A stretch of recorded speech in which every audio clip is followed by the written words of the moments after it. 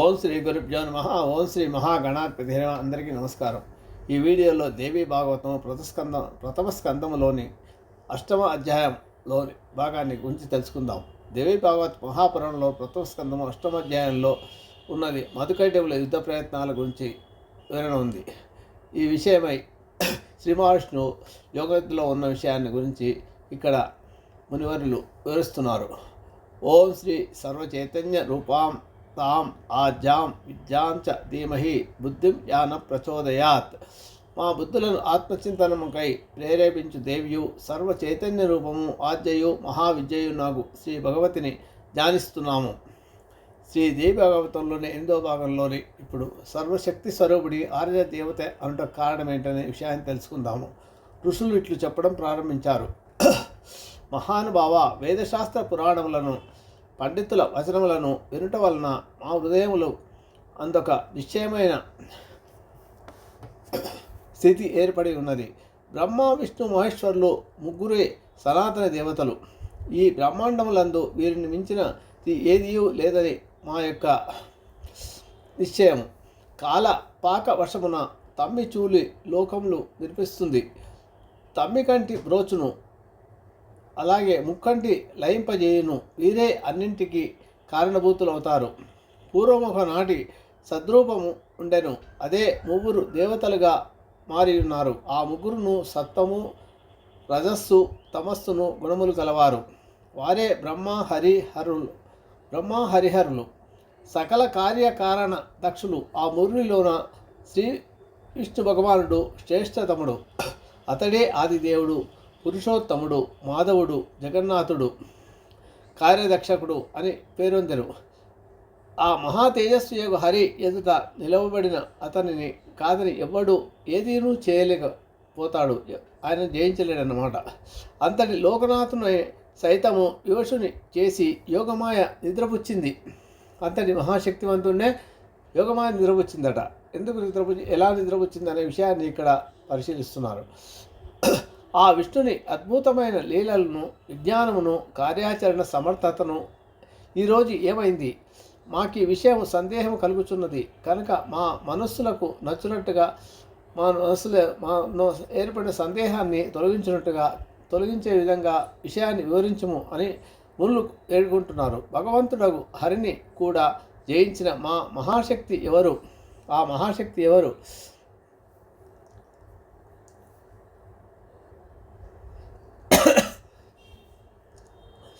భగవంతుడి హరిని కూడా జయించిన ఆ మహాశక్తి ఎవరు అని ప్రశ్నిస్తున్నారు.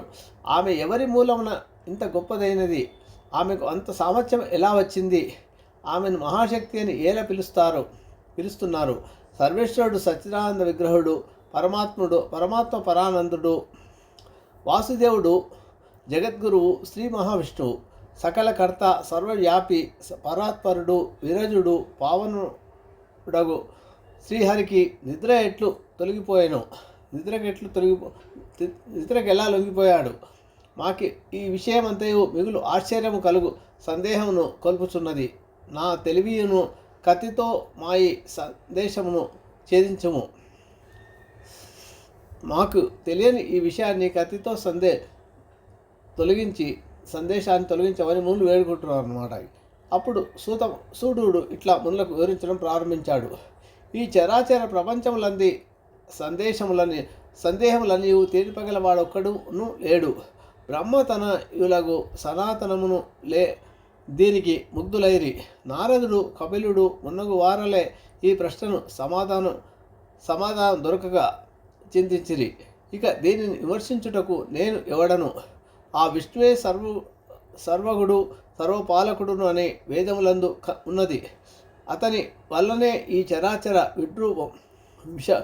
విరాట్ రూపము పుట్టినదని అందు వర్ణింపబడి ఉన్నది.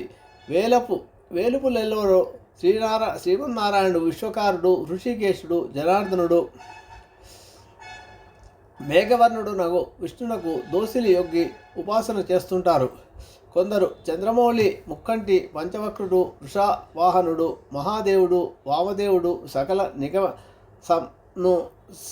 సన్నుతుడు, కపర్తి, గౌరీ దేహార్థధారి, సర్వశక్తియుక్తుడు, దక్షయాగ విధ్వంసకుడు, తగు శ్రీ సాంబ సదాశివుని నిత్యలు అభిషేకాదులతో నిత్యము ప్రతిరోజు అభిషేకాదులతో సేవిస్తూ ఉంటారు. మరికొందరు వేదవేత్తలు 3 సంధ్యలందు పెక్కు స్తోత్రములతో పరమ సత్య స్వరూపుడకు సవితృ దేవుని ధ్యానిస్తూ జపం చేస్తూ ఉంటారు. వేదములన్నీ సూర్యోపాసనయే ఉత్తమమనియో సూర్యనారాయణుడే పరమాత్మ అనియో నొక్కి వక్కాణిస్తున్నాయి. ఇంకనూ కొందరు బ్రహ్మవిధులు నియమములు పలికిన విధముగా అగ్నిని, లోకపాలకుడు ఇంద్రుని, వరుణుని స్తుతిస్తూ ఉంటారు. ఎల్ల ప్రవాహములతో కలసి ప్రవహించు పావన గంగ నదులలో ఉత్తమోత్తమమై అలరుతుంది. అఖిల దేవగణములందు పద్మనాభుడు పురుషోత్తముడై తనరును అని పురుషోత్తముడైన తన దేవదేవుడని మహర్షులు వచిస్తున్నారు. ఇక ప్రమాణములు ముత్తె రంగులు అని పండితులు వాకృతులు. అవి ప్రత్యక్షము, అనుమానము, శబ్దము అనబడుతును. కొందరు వానిలో ఉపమానమును చేర్చి 4 అంటారు. మరికొందరు వానిలో అర్ధాపత్తిని కలిపి ప్రమాణములైనందున 5 అని వివరిస్తారు. మనీషులు, మునీంద్రులు వారితో ఇతిహాసమును, పురాణమును కలిపి 7 ప్రమాణములు కలవంటారు. ఇన్ని ప్రమాణములచే కూడా నా పరబ్రహ్మ పరాశక్తికి వారికి ఎంతమాత్రము తెలియబడదు. స్థితప్రజ్ఞుడు తన నిశ్చయాత్మక బుద్ధిచే వేదాంతార్థములచే ఆత్మతత్వమును గూర్చి తనయందే సాత్మతత్వము విచారణ చేయుచుండవలసి ఉంటుంది. ప్రత్యక్ష వస్తు విజ్ఞానముచే బుద్ధిమంతుడు మాటిమాటికి విస్కరించుచు ఆత్మచింతన చేయవలసి ఉంటుంది. తాను దృష్టాంతములతో తన నిజస్వరూపమును విమర్శించుకొనవలేను. ఆప్తులు తెలుపు సత్యమార్గమున నడవలసి ఉంటుంది. ఈ విధముగా ఆత్మదర్శనం వలన పండితులు ఎల్ల పురాణములందు ఇట్లే గలదు. బ్రహ్మయందు సృజన శక్తి, శ్రీ విష్ణువునందు పరిపాలనా శక్తి కలదు. రుద్రుని యందు సంహారక శక్తి, సూర్యునిలోన ప్రకాశన శక్తి, శేషునందు కూర్మమునందు భూభరణ శక్తి, అగ్నియందు దహనశక్తి, వాయువునందు ప్రేరణ శక్తి మున్నగు ఈ శక్తులన్నీ కూడా నా మహాశక్తి పరిణామ స్వరూపములే. కుండలిని శక్తికి దూరమైనచో శివుడును శవత్వము వందురు. శక్తిరహితుని పండితులు వీడు చేతగాని వాడు అని దెప్పుతారు కదా. కాన నీ స్థావర జంగమాత్మకమైన బ్రహ్మాండమందు గడ్డి మొదలు బ్రహ్మ వరకు గల భూతములన్నింటి యందును ఇటులనే శక్తి నిండి ఇమిడి వెలుగొందుతున్నాయి. అట్టి శక్తి లేని చరాచర వస్తువులు పనికిమాలవే, ఉపయోగం లేనివి అన్నమాట. శక్తిహీనుడు నడుచుటకును, తినుటకును, పరులు గెలుచుటకును పనికిరాడు. పరులను అంటే ఎదుటివాడిని యుద్ధం గెలవడానికి పనికిరాని వాడు అవుతాడు. అట్టి సర్వగతమగు శక్తినే పరబ్రహ్మం అంటారు. ఆ విశ్వశక్తి ఆత్మరతితో తెలివి వెలుగుతో విచారించి పెక్కు గతుల నిత్యమును ఉపాసించవలసి ఉంటుంది. విష్ణునందు సాత్విక శక్తి ఉంటుంది. దాని అతడు కోల్పోయించో అతనికి ఆట కట్టినట్లే అవుతుంది. బ్రహ్మయందు రాజశక్తి ఉంటుంది. అది లోపించినచో అతని రచన కట్టినట్టే అవుతుంది. శివునియందు తామశక్తి ఉంటుంది. దానిచే అతడు సంహారమనర్పగలుగుతాడు అని ఇట్లు చక్కగా నెరంగి వ్యక్తి తన శక్తిని తాను తెలుసుకొనవలసి ఉంటుంది. ఈ మూలాధార శక్తి అయి ఈ చరాచర బ్రహ్మాండంలోనూ నిర్మిస్తుంది, పోషిస్తుంది, సంవరిస్తుంది. ఆ శక్తి బలమే లేనిచో బ్రహ్మ, హరి, శివుడు, రవి, వాహిని వరుణుడు ఉన్నగు దేవతలు శక్తిహీనులు అయిపోతారు. దానవుల పనులు కుంటుపడినట్లే అవుతాయి. దేవతలెల్లరూ శక్తియుక్తులైననే తమ తమ పనులు చక్కగా నెరవేర్చుకోగలుగుతారు. ఆ శక్తి అన్ని కారణములందు ప్రత్యక్షంగా వెల్లడి అవుతూ ఉంటుంది. ఆ శక్తినే మునీశ్వరులు సగుణీయమనియో నిర్గుణమనియో 2 రకాలుగా తెలుపుతారు. రాగవంతులు సుగుణ శక్తిని, విరాగులు నిర్గుణ శక్తిని కొలుస్తారు. ఆ శక్తియే ధర్మార్థ కామ మోక్షములు. ఆ దేవిని విధి విధానములతో ఆరాధించినచో ఆమె తన ఎల్ల కామితార్థము లీడేర్చగలదు. జడమతులు మాయకు లొంగుటచే నా శక్తి మహిమ ఎరగజాలరు. కొందరు ఆ శక్తిని కొద్దిగా తెలుసుకుంటారు, కానీ వారితరులకు దానిని తెలపనేరక వారిని భ్రమలో ముంచుతారు. మందమతులు పండితులు కొందరు కలి ప్రేరితులై పుట్టకూటికై చేయరాని పనులు చేసి పాషండులగుదురు. ఈ కలికాలమున అనేక విపరీతములు తలెత్తును.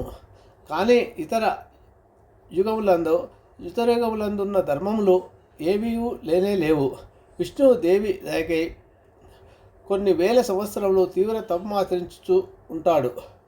స్వయంభువు శంభువు నా ద్రోశక్తి దయ సంపాదింప నిరంతరముగా ధ్యానిస్తురు. బ్రహ్మ విష్ణు మహేశ్వరులు ఏమేమో కోరికల పుట్టలు పెంచుకొని అనేక యజ్ఞములు జరిపిస్తూ ఉంటారు. వారు ఆ పరాశక్తిని పరబ్రహ్మముగా సనాతనగా పరాత్మికగా నిత్యము తమ చేతనము నందు ధ్యానిస్తారు. కనుక అన్నియూ తెలిసిన విద్వాంసుల పరమశక్తిని నిత్యము సేవిస్తూ ఉంటారు. ఇదే సకల శాస్త్రముల సారమని తెలుసుకోవాల్సి ఉంటుంది ప్రతి ఒక్కరూ. నిజముగా సకల శాస్త్రములందును తెలుసుకునదగినదే ఆ శక్తియే. ఇదంతైను నేను శ్రీ వ్యాసుని వలన, వ్యాసుడు నారదుని వలన, దేవర్షి తన తండ్రి బ్రహ్మ వలన, విష్ణుని వలన తెలుసుకోవటమే. పండితులు ఇతరులు మాటలు వినరాదు. పండితులు ఎవరు కూడా ఇతరుల మాటలు వినరాదు, తలంపరాదు. కృత నిశ్చయములుగా ధీరుల సత్యశక్తిని ఆరాధిస్తూ ఉండవలసి ఉంటుంది. ఆ శక్తిని అందలి సత్తువను శక్తిని ఎంతటిదో కన్నులారా చూచిన కానీ తెలియదు. కావుననే సకల భూతముల పరాశక్తిని ఎరిగి నిత్యము ఆరాధిస్తూ ఉంటారు. ఇది శ్రీ దేవి భాగవత మహాపురాణం ప్రథమ స్కందంలో 8వ అధ్యాయము సమాప్తము. శుభమస్తు.